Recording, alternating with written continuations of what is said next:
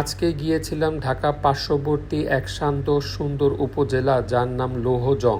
ঢাকা থেকে প্রায় 50 কিলোমিটার দূরের এই জায়গাটায় এসেছিলাম একটা কাজে। এর মধ্যে দুপুর হয়ে আসছিল, তাই লাঞ্চের জন্য পথে একটু ঢু মারলাম মাওয়া ঘাটের রেস্টুরেন্টগুলোতে।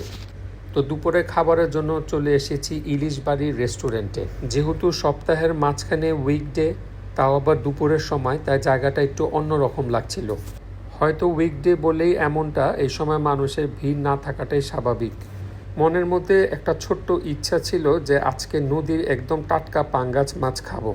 2-3টা রেস্টুরেন্ট ঘুরে দেখলাম, কিন্তু শেষ পর্যন্ত ইলিশ বাড়িতেই অর্ডার করে ফেললাম।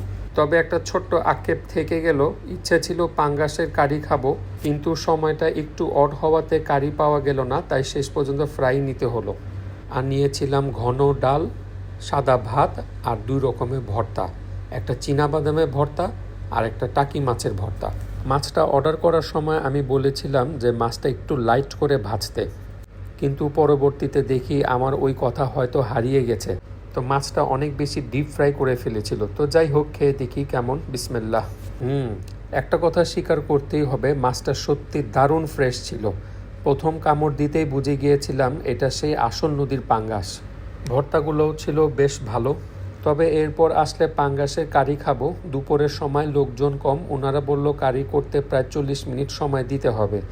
হাতের সময়ও কম ছিল, তাড়াতাড়ির জন্য ফ্রাই অর্ডার করেছিলাম। তবে মাছটা ছিল একদম ফ্রেশ, ডালটাও খুবই মজা ছিল। খাওয়া দাওয়ার পর 1 কাপ চা, যেটা না খেলেও নয়।